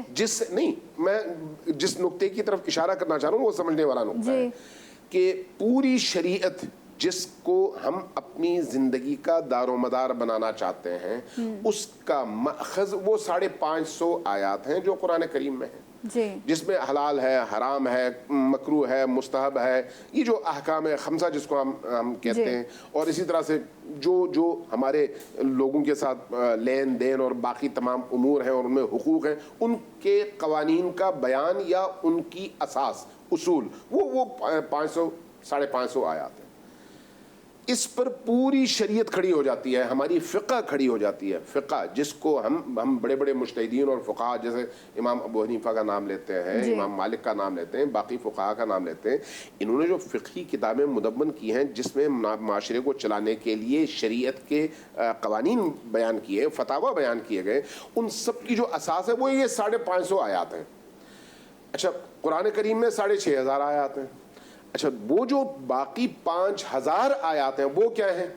وہ آپ کی اخلاقیات پر مشتمل آیات ہیں. صحیح، بالعموم ساری آپ کے عقائد، آپ کے افکار، آپ کا بیہیویئر، آپ کے اندر کا انسان، آپ کا حسن خلق، یعنی وہ تمام چیزیں جن کا تعلق اخلاقیات سے ہے. بے شک. تو اسلام کا ایک اتنا بڑا حصہ آپ کے اسلام کا جو سب سے زیادہ زور ہے وہ نماز پڑھنے پر نہیں ہے، اخلاقیات پر ہے. اس لیے رسول کریم نے فرمایا کہ کسی کی نمازوں پہ نہ جاؤ، کسی کے روزے پہ نہ جاؤ، بلکہ اس کا دوسروں کے ساتھ معاملہ دیکھو، بیہیویئر دیکھو. لہٰذا جب ہم قرآن کریم پڑھیں گے اس مہینے میں تو اس کو صرف ختم کرنے کے لیے نہ پڑھیں. صحیح. ختم کرنے کا کیا مطلب ہے؟ طوطے کو آپ رٹا دیں، اس پر تو کوئی اثر نہیں ہوگا. رٹے نہیں، ختم نہ کریں بلکہ جذب کریں. میں سب گستاخی کر رہی ہوں لیکن پڑھتے پڑھتے دل لگے گا، پڑھنے کا ثواب ملے گا، پھر سمجھنے کا ملے گا، پھر اصالے ثواب کا ملے گا. ایک آیت، اگر ایک آیت پر ہم غور کرنا شروع کر دیں، کسی ایک آیت پر ہم غور کرنا شروع کر دیں تو وہ ایک آیت ہماری زندگی کی نہج کو بدل دے. بے شک، بہت خوبصورت بات کہی. اور علامہ صاحب نے کہا کہ جس ماحول کو ہم دیکھ رہے ہوتے ہیں یہاں پر گھر کی تربیت بھی بڑی اہم ہے. اجتماعی طور پر اگر ہم رحم دلی کی بات کریں، اس پر بھی ہم بات کریں گے. میں نورانی صاحب کی طرف یہ سوال لے کر آؤں گی. فیملی یونٹس، اپنے گھر میں جو بچوں کی تربیت کی جاتی ہے، جو وہ بڑوں کو دیکھتے ہیں اور پھر سیکھتے ہیں. آفٹر دس بریک ہمارے ساتھ رہیے جی اٹھا پاکستان میں.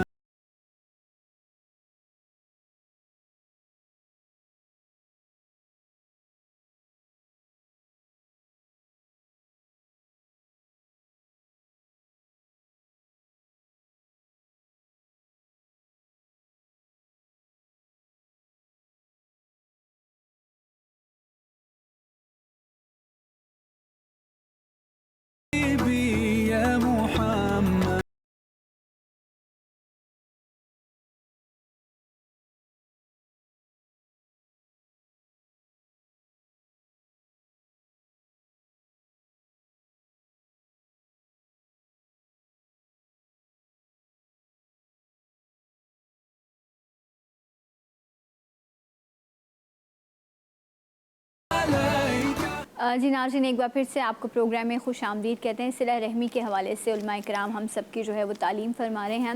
نورانی صاحب، آپ کی طرف آؤں گی۔ ہمیشہ یہ کہتے ہیں کہ بچہ جو ہے وہ اپنی ابتدائی عمر میں جو دیکھتا ہے اس سے سیکھتا ہے۔ اب وہ اپنے پیرنٹس کو دیکھ رہا ہے کہ گھر میں جو ڈومیسٹک ہیلپر ہے، ماں اس کے ساتھ کس رویے سے بات کرتی ہے، یا ماں اس سے صلہ رحمی سے یہ خیال کرتی ہے کہ وہ بھی انسان ہے، وہ بھی تھک جاتی ہے، یا میرے جو فادر ہیں وہ اپنے امپلائیز کے ساتھ یا فون پہ کس طرح کا رویہ اختیار کر رہے ہیں، گھر میں دعوتوں میں امیر رشتہ داروں کو دعوت دی جاتی ہے یا دوسروں کا بھی احساس کیا جاتا ہے، یا پڑوسیوں کے حقوق کی بات ہے، تو بچے یہ دیکھ کے سیکھتے ہیں۔ تو کیا آج کے معاشرے میں ماں باپ اپنے بچوں کو وہ صلہ رحمی یا وہ رحم دلی سکھاتے ہیں جو ایک انسان کی تربیت میں وہ ڈیزرو کرتا ہے کہ اس کی تربیت، اس کے خمیر میں یہ ساری چیزیں تعمیر کی جائیں؟ مفہوم حدیث ہے کہ جو کچھ والدین اپنی اولاد کو دیتے ہیں اس میں سے بہترین چیز بہترین تربیت ہے۔ بے شک تعلیم اور تربیت کا تذکرہ کیا گیا۔ اب یہاں ہمارے ساتھ المیہ یہ ہے، جو پریکٹس ہے ہماری، اس میں تمام افراد شامل ہیں، بہت زیادہ دینی بھی، عام معاشرے کے افراد بھی، مزدور پیشہ سے لے کر اشرافیہ تک۔ ہم نے اپنی اولاد کی ذمہ داریوں کے بارے میں سمجھ لیا کہ اپنی حیثیت کے مطابق ایک بہترین تعلیمی ادارے میں داخل کرا دینا ہماری ذمہ داری ہے۔ صحیح۔ اور جو ہی بچہ کچھ نہ کچھ الفاظ منہ سے ادا کرنے کے قابل ہوا، ہم نے اپنی حیثیت کے مطابق ایک بہترین تعلیمی ادارہ تلاش کیا اور اسے وہاں داخل کر دیا۔ جی۔ اسے وہاں صبح چھوڑ دیا، دوپہر آ گیا، یا اس کے لیے کوئی جانے آنے کا بندوبست کر دیا۔ مزید اگر ہم نے اپنی اولاد پہ احسان کرنا چاہا تو اس کے لیے ایک ٹیوٹر کا بندوبست کر دیا۔ اس کے بعد ہم فارغ ہو گئے۔ صحیح۔ عملی طور پر اس وقت ہماری کیفیت یہ ہے کہ بچہ ترستا ہے والدین کے قرب کے لیے۔ بہت زیادہ مزید وسائل اگر پیدا ہوئے تو ایک اس کو ہم نے موبائل اس کے ہاتھ میں پکڑا دیا، کوئی ٹیبلیٹ وغیرہ اس کے ہاتھ میں دے دیا، اپنی مرضی سے کارٹون دیکھتا رہا، ہم نے کہا بچہ مطمئن ہو گیا۔ یہ وہ المیہ ہے جو آنے والی نسل کے اذہان سے اخلاقی قدروں کو بالکل ختم کر رہا ہے۔ ان کا جو رجحان والدین کی طرف ہوتا ہے، جو معاشرے کی طرف ہوتا ہے، جو وہ سیکھتے ہیں، وہ بھولتے چلے جا رہے ہیں۔ آپ کو حیرت ہوگی، ایک تحریر میں پڑھ رہا تھا کہ ایک گھرانہ کسی کی موت میں اپنے شہر سے دوسرے شہر گیا۔ جب وہاں تدفین وغیرہ ہو گئی، کیونکہ دوسرا شہر تھا، رک گئے، تو دو بچے آپس میں بات کر رہے تھے کہ فلاں شخص بہت بوڑھا ہو گیا ہے، چلو انشاءاللہ اب وہ مرے گا تو انشاءاللہ وہاں پھر ملاقات ہوگی۔ اللہ، یہ ہمارا آئینہ ہے، یہ ہمارا آئینہ ہے کہ ہمارے پاس اتنا وقت نہیں کہ اپنی اولاد کو بتائیں کہ رشتہ داریاں کیا ہیں، تربیت کیا ہے، تعلیم کیا ہے، تعلق کیا ہے۔ جب اس تعلق کو محدود کر دیں گے تو اخلاقی قدریں دم توڑتی چلی جائیں گی۔ ہمیں جو کچھ سڑکوں پہ نظر آتا ہے، اداروں میں نظر آتا ہے، مختلف مقامات پہ نظر آتا ہے، دفاتر میں نظر آتا ہے، تکرار، بحث، ایک دوسرے سے الجھنا، بے توقیری، اس کی وجہ یہ ہے کہ گھرانے سے تربیت نہیں ہو رہی۔ نبی کریم صلی اللہ علیہ وآلہ وسلم سماعت فرماتے ہیں کہ کچھ لوگ کہہ رہے ہیں، کہتا ہے کہ میں اب ساری زندگی روزے رکھا کروں گا، ایک کہتا ہے نمازیں پڑھا کروں گا، ایک کہتا ہے میں گھر سے لا تعلق ہو جاؤں گا۔ مفہوم بیان کر رہا ہوں۔ فرمایا کہ سنو، میں روزے بھی رکھتا ہوں، یہ نفلی روزوں کا تذکرہ ہے، اور کبھی کبھی چھوڑ بھی دیتا ہوں، میں نمازیں بھی ادا کرتا ہوں، دیگر معاملات بھی ادا کرتا ہوں، لیکن میں اپنے گھر والوں کے ساتھ بہت بہتر ہوں۔ فرمایا تم میں سے بہترین وہ ہے جو اپنے اہل خانہ کے ساتھ بہتر ہے۔ تو سوچیں کہ یہ اولاد ہماری ذمہ داری ہے، اللہ تعالیٰ نے ہمیں عطا فرمائی ہے۔ صرف کھلا دینا، پلا دینا، پالنا پوسنا بڑی معذرت کے ساتھ، جیسے اولاد جواب دہ ہے اپنی ماں باپ کے لیے کہ اگر اس نے خدمت نہیں کی، تو اس طرح والدین بھی جواب دہ ہیں کہ آیا انہوں نے اپنے بچوں کی تربیت کی یا نہیں کی، کیونکہ ان کے اس دنیا سے چلے جانے کے بعد ان کے لیے جزائے خیر کا سبب یا ایصال ثواب کا سبب تو ان کی اولاد بنتی ہے۔ تو جو جیسی تربیت کر کے دنیا میں چھوڑ کے جائیں گے، اولاد دنیا کو جیسے بڑھتے گی، اس کی سزا اور جزا پھر والدین کو ملے گی۔ ایسا ہی اللہ بڑی معذرت کے ساتھ اگر ہم صرف ان کی پرورش کو اپنا ذمہ سمجھ رہے ہیں تو یہ کام تو جانور بھی انجام دے لیتے ہیں۔ اللہ، ایک چڑیا بھی اپنے ننھے منھے بچے کے منہ میں آ کے ایک ایک دانہ ڈالتی ہے، ایک کبوتری بھی اپنے بچے کی پرورش کر لیتی ہے۔ یہ جو بلیاں گھروں میں نظر آتی ہیں، جنگلی بلیاں، ان کے ہاں بھی اگر بلومڑے پیدا ہوتے ہیں تو ان کا بڑا خیال رکھتی ہے. تو یہ کام تو جانور بھی کر رہے ہیں. صحیح. صرف پیدائش صرف پرورش نہیں بلکہ ان کی تربیت, ان کی تعلیم, ان کو ایک اچھا انسان بنانا, ایک اچھا مسلمان بنانا. بے شک ایسا ہی ہے. اور اللہ کرے الحمدللہ, اللہ کا بڑا شکر ہے کہ ہم جن گھرانوں میں پیدا ہوئے ہیں وہاں پر ہم نے آل رسول کا ذکر سنا ہے, وہاں ہم نے صحابہ کرام کا ذکر سنتے سنتے ہم بڑے ہوئے ہیں. اور یہ جو نانی دادیاں, یہ خالہ پھپھیاں, یہ جو ان کے سائے میں ہم رہتے ہیں نا, یہ ہمیں پیارے اپنے پروں میں چھپا کے سمیٹ کے رکھتے ہیں, کبھی کہانیوں میں, کبھی غصے میں, کبھی محبت میں. یہ بڑی خاص عطا ہے رب کی.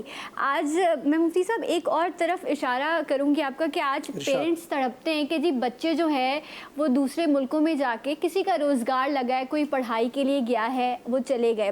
کچھ بچے ایسے بھی ہیں جو آج یہ کہتے ہیں کہ ماں کا نوالا یاد آتا ہے, جو ماں کے ہاتھ کا کھانا کھلایا کرتی تھی, ماں کی جو ایک خوشبو ہے وہ ہم محسوس کرتے ہیں. لیکن آج جب آپ کو آپ کی نینی پالے گی یا آپ کی فلپین سے آئی ہوئی ایک جو ہے میڈ آپ نے رکھی ہوئی ہے وہ آپ کے بچے کو پالے گی, تو وہ ماں کی خوشبو, وہ ماں کے ہاتھ کا نوالا جب وہ بچہ مس ہی نہیں کرے گا تو وہ تو آپ کو بڑھاپے میں چھوڑ کے چلا بھی جائے گا تو اس کو یہ احساس ہی نہیں ہوگا, کیونکہ آپ نے وہ تعلق, وہ رشتہ اپنی اولاد سے جوڑا ہی نہیں کہ اس سے آپ پہ رحم آئے. پھر کون غلط ہے؟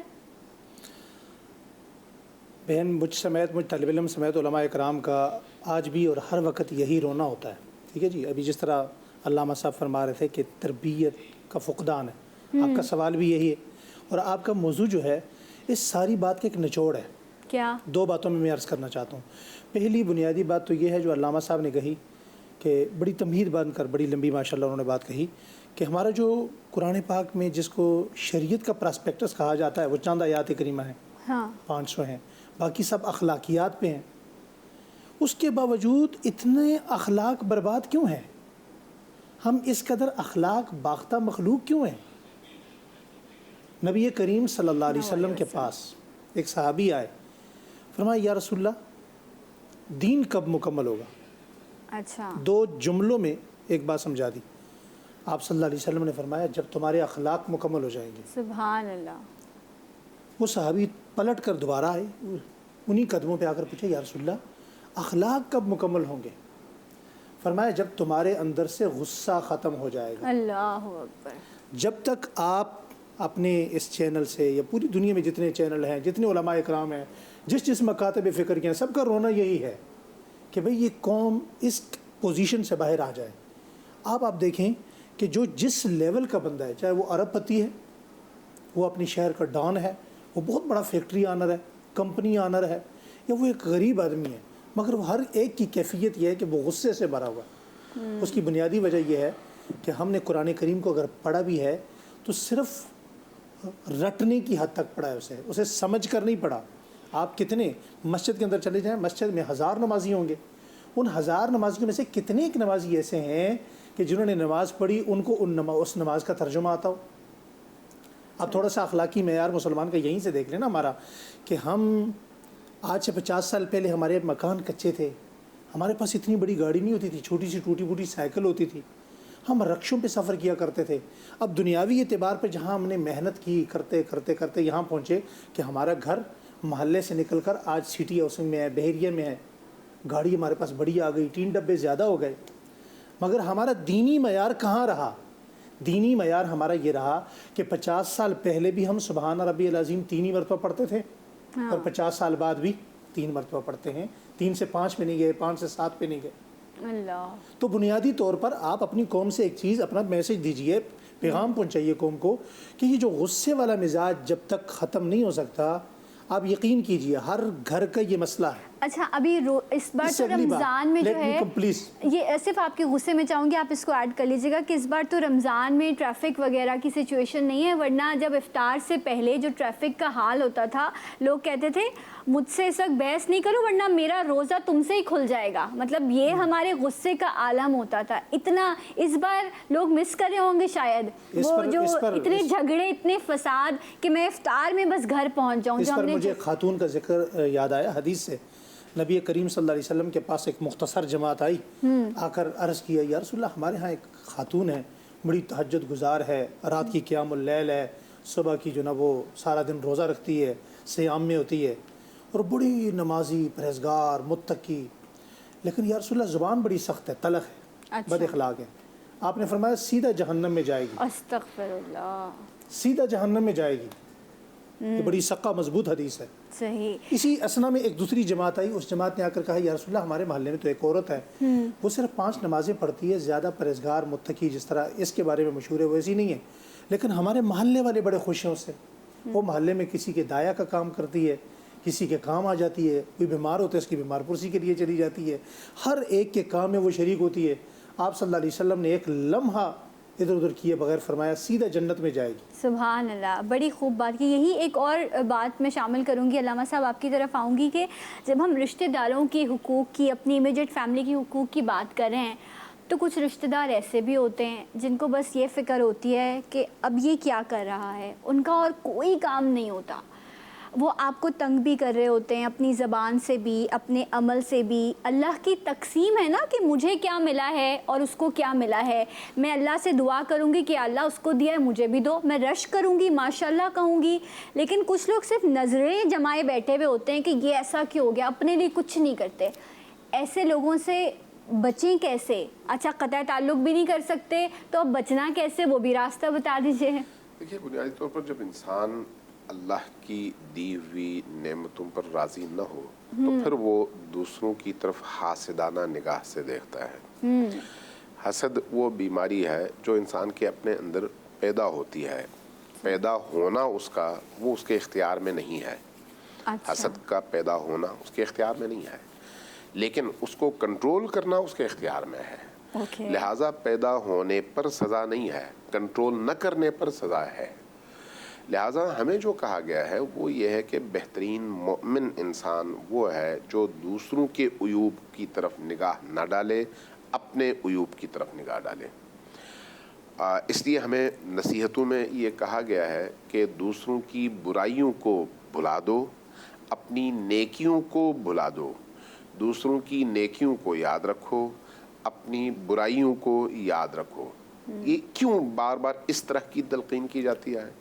تاکہ انسان اپنے آپے میں رہے، اپنے اس حد کے اندر رہے، اس حد سے تجاوز نہ کر سکے.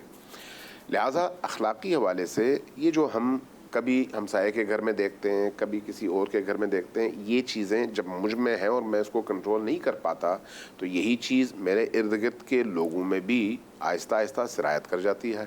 نتیجتاً یہ اس وائرس کی طرح سے ہے جس کا میں شکار تھا، میں نے اپنے ارد گرد کے موجود لوگوں کو بھی اس وائرس سے متاثر کیا، اب وہ بھی اسی طرح سے بیمار ہیں. یہ خود بیماری ہے. بیماری جو ہے بعض اوقات انسان کے بدن کی ہوتی ہے اور بعض اوقات انسان کی روح اور فکر کی ہوتی ہے. یہ جو اخلاقی بیماریاں ہیں ان کا بدن سے تعلق نہیں ہے، اس کا تعلق جو ہے روح اور اس کی سوچ سے ہے. اور وہ جو روح اور سوچ کی بیماری ہے، وہ بیماری جب غالب آ جائے تو بدن کو بھی متاثر کرتی ہے. اس لیے آپ دیکھیں جب انسان کو غصہ آتا ہے تو غصے کی وجہ سے، غصہ اندر کی ایک معنوی کیفیت ہے، مادی کیفیت نہیں ہے، لیکن اس کا اثر چونکہ بدن پر پڑتا ہے، بلڈ پریشر ہائی ہو جاتا ہے اور انسان کے چہرے کی رنگت تبدیل ہو جاتی ہے. یعنی روح کا بدن پر اثر. اس لیے آپ کو 1000 ایسے طریقے بتائے گئے ہیں کہ جب غصہ آئے تو لا حول ولا قوت الا باللہ العلی العظیم کہو، جب غصہ آئے تو استغفر اللہ ربی واتوب الیہ کہو، جب غصہ آئے تو اعوذ باللہ من شر الشیطان اللعین الرجیم کہو، جب غصہ آئے تو اپنے گناہوں کو یاد کر کے فوراً اللہ کی طرف رجوع کرو. کیوں؟ اس غصے کی کیفیت سے نکلنے کا علاج یہی اللہ کی پناہ میں جانا ہے. لہٰذا اگر میرے پاس اللہ کی دی ہوئی بہت ساری نعمتیں ہیں تو ان نعمتوں کو اگر میں گننا شروع کر دوں تو شاید دوسروں کی طرف جانے کی نوبت ہی نہ آئے. اور ہم چونکہ عام طور پر اس بیماری کا شکار ہیں کہ ہمیشہ مادی حوالے سے ہی نعمتوں کو گنتے ہیں. مادی حوالے سے یہ دیکھتے ہیں فلان کے پاس بڑی گاڑی ہے، فلان کے پاس بڑا بینک بیلنس ہے، فلان کے پاس بڑا گھر ہے، فلان کے پاس یہ نعمتیں ہیں. جبکہ ہم یہ نہیں سوچتے کہ ایک کھرب پتی آدمی اگر کینسر کا مریض ہو جائے تو اپنے خربوں کی جائیداد دے کر اس مرض سے اپنی جان بچا نہیں سکتا. اگر آپ کی یہ آنکھ کی پتلی اگر نیچے گر جائے اور نروس سسٹم جو ہے آپ کا ڈیمیج ہو تو آپ خربوں دے کر اس کو اٹھا نہیں سکتے. آپ کی آنکھ کی یہ پتلی نیچے گر گئی ہے. صرف انسان اتنا عاجز ہے اور انسان کو دی گئی نعمتیں اتنی بڑی ہیں. سبحان اللہ. وہ پیسہ، وہ بینک بیلنس، وہ جائیداد آپ کو جو آپ کے اسی 6 فٹ کے 5 فٹ کے بدن کے اندر رکھی ہوئی نعمتیں ہیں، ان کے مقابلے میں وہ سب کچھ مل کر کچھ بھی نہیں آئے. بے شک. لہذا قرآن نے کہا ان تعدوا نعمت اللہ لا تحصوها، اگر تم گننا چاہو اللہ کی دی ہوئی نعمتوں کو جو تم پر ایک فرد کی حیثیت سے اللہ نے دی ہیں تمہیں، تو ساری عمر لگا دو تم گن نہیں سکتے. لہذا اپنے آپ کو سامنے رکھیں، دوسروں کو بھول جائیں، خود بخود نتیجتاً آپ اللہ کی پناہ میں بھی ہوں گے اور ان بیماریوں سے نجات بھی پائیں گے. سبحان اللہ، سبحان اللہ. بہت خوب. ایک بریک لینا ہے، اس کے بعد ایک اور سوال ہے اس وقت میرے ذہن میں اسی حوالے سے، ان رشتہ داروں کے بارے میں جو اس طرح کے کام کرتے ہیں. لیکن آفٹر دس بریک ہمارے ساتھ رہیے جی اٹھا پاکستان.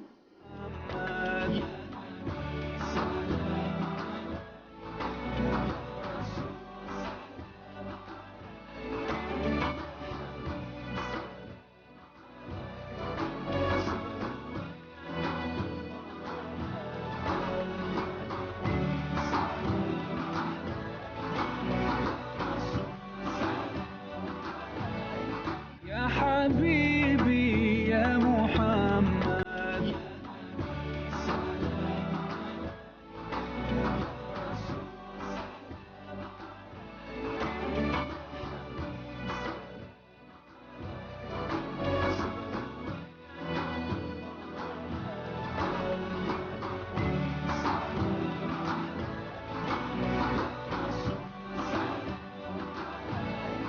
جی ناظرین، ایک بار پھر سے آپ کو پروگرام میں خوش آمدید کہتے ہیں. صلہ رحمی کے حوالے سے علماء کرام ہم سب کی تعلیم فرما رہے ہیں. ذکر ہوا کہ رحم دلی بہت امپورٹنٹ ہے، اللہ حکم دیتا ہے اس بات کا، لیکن وہیں یہ جو رشتہ داروں سے یا اپنے پیاروں سے، دوستوں سے جو تعلق جوڑنے کی بات ہے، وہیں پر ابھی علماء کرام نے اس پہ بھی گفتگو کی کہ اپنے جو پیارے ہیں، آپ کے رشتہ دار ہیں، ان سے آپ نے جوڑ کے رہنا ہے، مل کے رہنا ہے. لیکن کچھ لوگ ہوتے ہیں جو جیلس ہو رہے ہوتے ہیں، اور اکثر وہ اس بیماری کا، جس طرح بھی علماء کرام جو ہے ذکر کر رہے تھے، علامہ صاحب نے بھی کہا کہ یہ ایک بیماری ہے، یہ جو آپ کو خراب کرتی ہے، اور اس بیماری میں آپ اس لیول پر پہنچ جاتے ہیں آخری سٹیج پر کہ نورانی صاحب وہاں یہ ہوتا ہے کہ اس کو تکلیف پہنچے گی، مجھے تسکین پہنچے گی، میرے دل کو تسکین ہوگی جب میں اس کو اذیت میں دیکھوں گا. یہ جو لیول ہے، مطلب وہ کہتے ہیں نا کینسر کا آخری سٹیج ہے، یہاں کچھ نہیں ہو سکتا. پھر ہم علماء کرام تو بڑے محترم شخصیات ہوتے ہیں، یہ جو بابا ہیں ان کے پاس جاتے ہیں تعویذ کرانے کے لیے کہ وہ برباد ہو جائے، اس کا رشتہ نہ ہو، اس کا یہ ہو. ان سب لیول تک ہم چلے جاتے ہیں، اپنے ایمان کو اتنا برباد کر دیتے ہیں صرف اس شخص کو خراب کرنے کے لیے. یہ صورتحال، یہ کوئی ایسی عجیب بات نہیں بتا رہی جو ہوتی نہیں ہے، یہ ہم سب نے سنی ہے، اور شاید بہت سارے لوگ اس سے گزر بھی رہے ہوں گے. ایسے لوگوں کے لیے کیا حکم ہے؟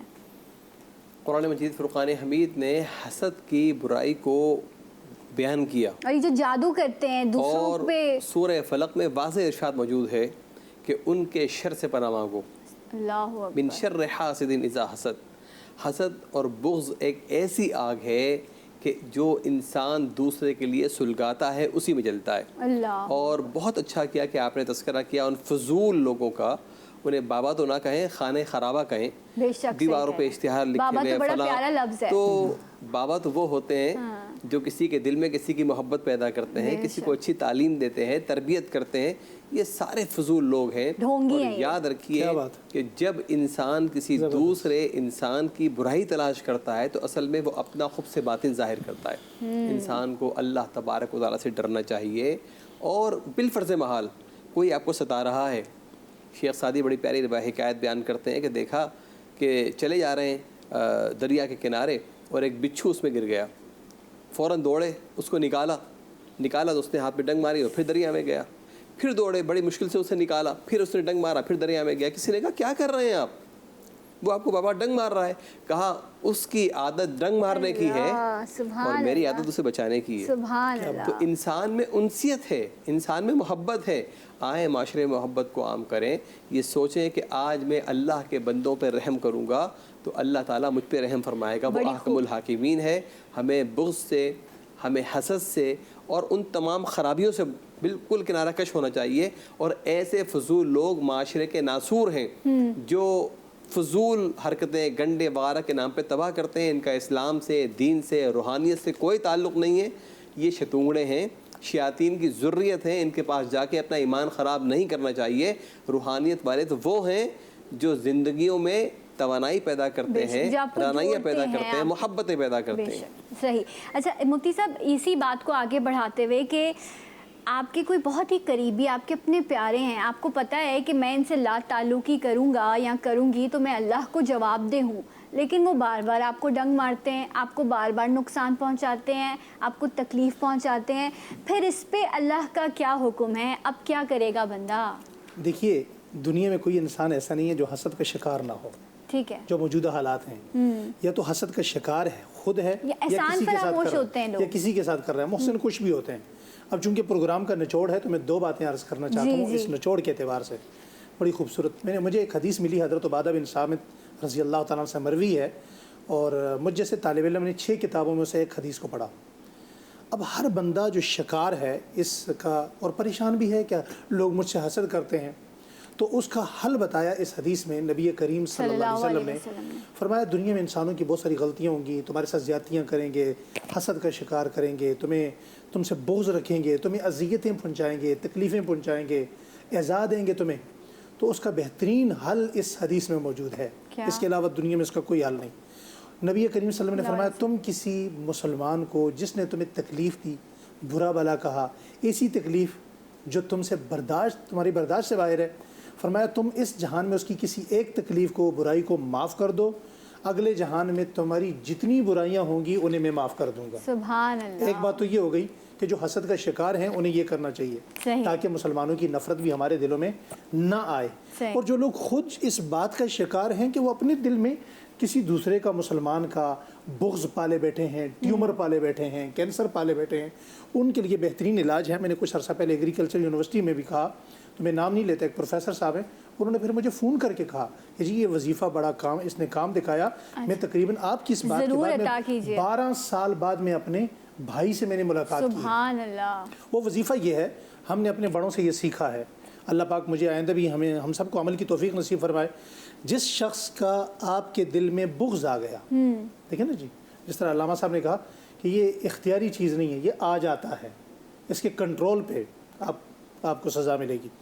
تو فرمایا جس شخص کا بغض آپ کے دل میں آ گیا, آپ اس کے لیے یہ کیجئے کہ آپ اللہ کے سامنے ہاتھ اٹھائیے اور اس کے لیے دعا کریں, یا اللہ اس کی محبت میرے دل میں ڈال دے. سبحان اللہ. اس کا جرم کوئی نہیں ہے, جرم میرا ہے, میں اس سے حسد کر رہا ہوں, میں اس سے بغض رکھ رہا ہوں. یا اللہ اس کی محبت. جب آپ ایک بار دعا کریں گے, دوسری بار کریں گے, تیسری بار کریں گے, تو اللہ تعالیٰ جل شانہ وہ الف بین قلوبہم, محبتیں ڈالنے والی ذات تو اللہ کی ہے.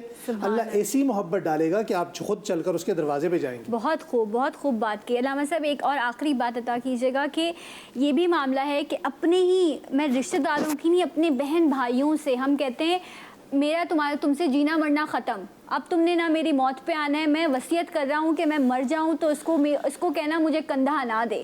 اس طرح کے جملے ہم ایموشنلی یا غصے میں آ کے ادا کر دیتے ہیں.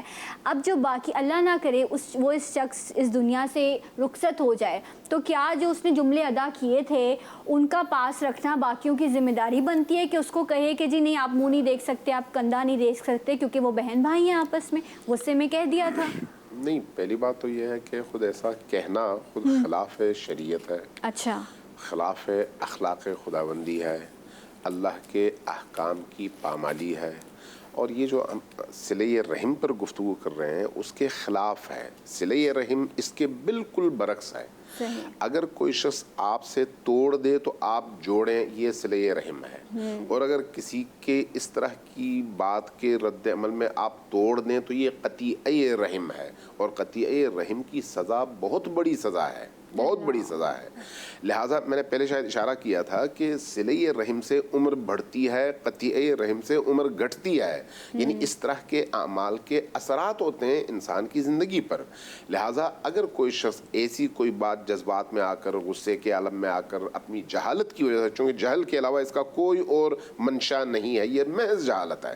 تو جہالت کی وجہ سے اگر کوئی بات ایسی کر جائے تو اس کی مغفرت کی دعا کرنی چاہیے، اور اس کی اس بات کو نظر انداز کر کے زیادہ سے زیادہ قریب جانا چاہیے، میل جول بڑھانا چاہیے، دلوں میں موجود کدورتوں کو صاف کرنا چاہیے. اگر آپ نے اس حوالے سے ایک قدم اٹھایا تو یقین جانیے آپ کے بہت سارے حج اور عمروں کے ثواب سے یہ ثواب زیادہ بڑا ثواب ہے. سبحان اللہ، سبحان اللہ. بہت خوبصورت، بہت بہت شکریہ آپ سب کا کہ آپ لوگ سب آئے اور آپ نے ہمارے علم میں اضافہ فرمایا، ہم سب کی تعلیم فرمائی. اور جو آپ کے در پر آ جائے نا، اس کو اللہ نے توفیق دی کہ وہ آ گیا، اور اس کے بعد اگر آپ اپنا در نہ کھولیں اس کے لیے تو سوچیں ہم پھر کتنے کم ظرف ہوئے. یہ تو اللہ کی توفیق ہے کہ اللہ تعالیٰ آپ کے دلوں میں، میرے دل میں، ہم سب کے دلوں میں ایک دوسرے کے لیے رحم پیدا کرے. ہم محبت سے، خوبصورتی سے اس دنیا کو بھی بڑھتے ہیں اور اللہ کے آگے بھی جو ہیں وہ ہم سرخرو ہو سکیں. ایک بار پھر سے میرے مہمانوں کا شکریہ. کوئی غلطی ہو گئی ہو تو اللہ کے حضور معافی کی طلبگار ہوں. انشاءاللہ اگلے پروگرام میں آپ سے ملاقات ہوگی. تب تک کے لیے اللہ حافظ. اور جاتے جاتے ایک آواز، ایک نعرہ، پاکستان زندہ باد.